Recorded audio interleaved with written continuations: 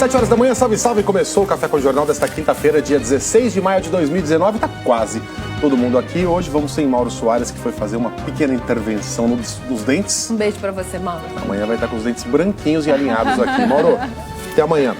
Larissa Ertal, Joana Trepton, reportagem espalhada pelo Brasil e pelo mundo. E gente na rua, Joana. Exatamente. Bom dia, Megali. Bom dia, Larissa. Para todo mundo que nos assiste em casa. Hoje nós vamos falar sobre isso, sobre os protestos contra os cortes na educação, sobre a violência em um deles e sobre a repercussão. Enquanto isso, o ministro da Educação estava sendo sabatinado no plenário da Câmara, onde foi convocado a explicar o bloqueio das verbas.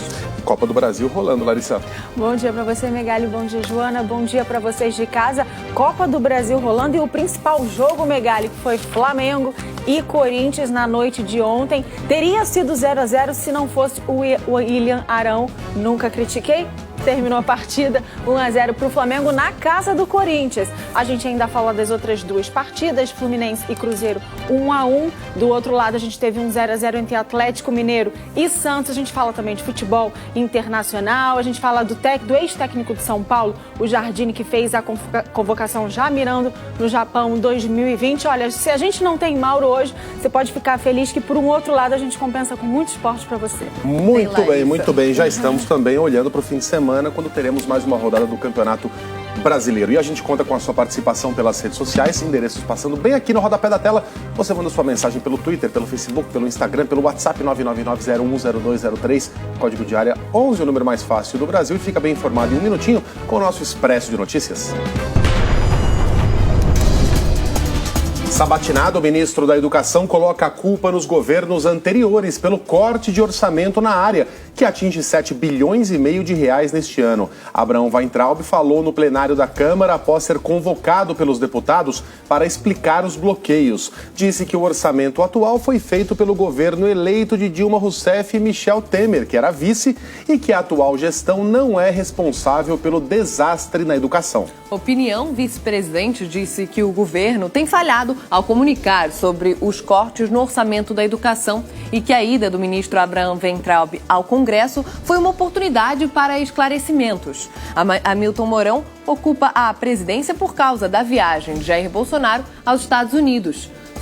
Questionado sobre como o Planalto analisa o primeiro grande protesto ao governo, o general afirmou que manifestações fazem parte do processo democrático. Regulamentação. O Senado aprova projeto que promove alterações na política nacional de drogas. O texto segue agora para a sanção do presidente Jair Bolsonaro. A proposta prevê a possibilidade de internação compulsória de usuários de drogas e o aumento da pena mínima para traficantes que comandarem organizações criminosas de 5 para 8 anos de reclusão. Punição. Justiça de Minas Gerais proíbe a Tufsud de emitir laudos para barragens brasileiras. A empresa alemã é a responsável pelo documento que atestou as condições de segurança da represa de rejeitos da Vale em Brumadinho, que se rompeu em janeiro, causando a morte de 240 pessoas e o desaparecimento de outras 30. Para os promotores, os técnicos da Tufsud tinham conhecimento sobre o estado crítico do local. Passeio de papamóvel Francisco dá carona a 8 crianças refugiadas durante o tradicional percurso pela Praça de São Pedro, no Vaticano, antes de uma audiência geral. Parte do grupo, formado por imigrantes sírios, nigerianos e congoleses, chegou à Itália no final de abril graças à iniciativa de corredores humanitários das Nações Unidas, que permitiram a saída de mais de 2.500 vulneráveis da Líbia. As outras crianças chegaram ao país há alguns meses em um barco. Copa do Brasil, Flamengo vence o Corinthians em Itaquera e abre vantagem rumo às quartas de final. William Arão, de cabeça, marcou o gol da vitória rubro-negra.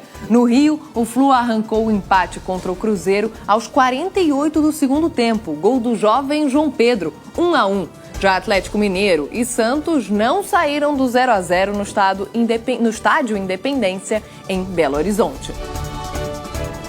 A quarta-feira foi marcada por manifestações em todo o país contra o bloqueio de verbas da educação anunciado pelo governo federal.